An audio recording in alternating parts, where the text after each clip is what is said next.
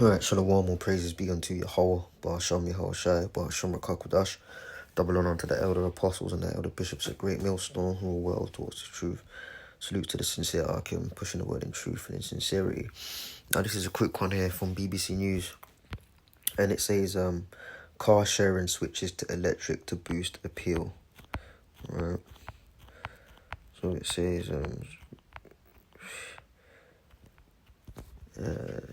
Leva, or however you say her name, she takes the hour-long train into her company's Vilnius office once a week, where she uses a car-sharing service to drive herself to client meetings throughout the day. Through an app, she can find where the nearest available car is and drive off, paying by the minute, a system she finds convenient and flexible.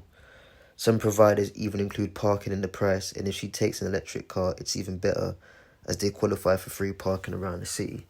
The ability to move around a big city quickly and not worry about parking helps me have more flexible schedule and better control of my time, says Miss McVeigh, how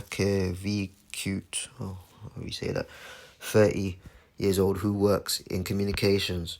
So pretty much, there's a few more stats I want to just read here, but you can see that they're really pushing that. Was his name? Klaus Schwab said that you will own nothing and be happy, man. There's certain things that you just have because it's just a personal item to you. For example, a toothbrush. You wouldn't share a toothbrush, for hygienic reasons, of course. But everyone has their own toothbrush. Everyone has their own comb or brush or whatever. Even the scriptures speak about that. There's certain vanities which are necessities. If your lifestyle requires it, a car, not for everybody, but a car for some people is a necessity. You need to get around and things of that nature. But now they're trying to make certain things which, since forever, it's just been like an item or a service or a product or something you have that just for you. Now they're trying to make it where everybody shares everything.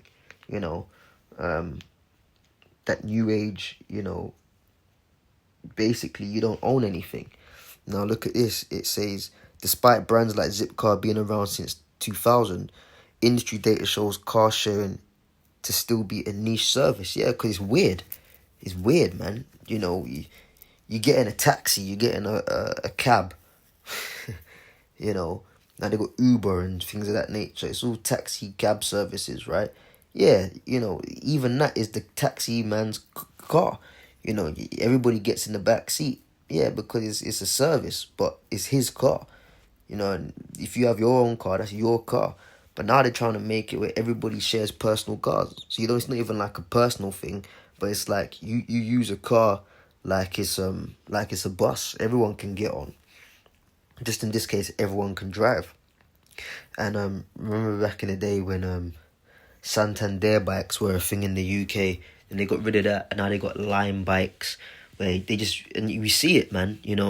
One of the spots we used to teach at, a white van would come in the evening and just take out 30 Lime bikes and just leave it there, just depositing bikes across the city, and then people would pay on their phone and ride the bike, man. That goes on now. That's all small adjustments into the system where you do it with a bike, why not do it with a car? And it says there are just 2 million car sharing users in the UK, while around 35 million people still own a car. So 2 million's a lot, but in the grand scheme of things, most people are like, man, I'm still, I'm they ain't really on that, okay? But we know why this is happening. It all feeds into city lockdowns, being able to track and trace where you're going, when you're going, limit where you're going and how you go and how often you go. All right, and that's all gonna merge into that ID, because you can't just pull up and take a car. You gotta be on the app, So you can see how this app-based lifestyle is feeding into even travel, man. I've got a scripture here. It says, man.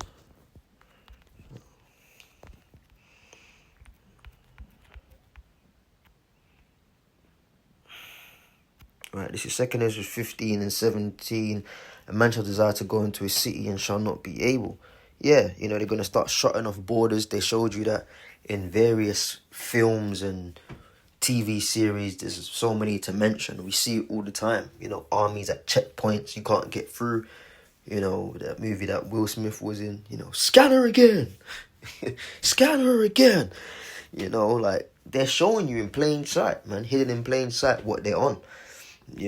So that's pretty much it, man.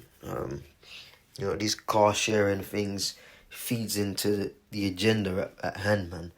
I just saw that article. I said, let me say a few words on that. You ain't got enough credits. You can't even rent the car. You can't go nowhere. And notice they said changing it to electric is making it more appealing. Now, the thing with electric is they can turn it off. You don't comply, you don't qualify, you did something against the system, they just turn it off. Whereas diesel and petrol, you can go as far as what you've got in the tank. They can't turn that off. But they can turn off electric. So that electric life just feeds more into government control. So bit by bit, in every sector, bit by bit, we're seeing, man. We're seeing the scriptures play out.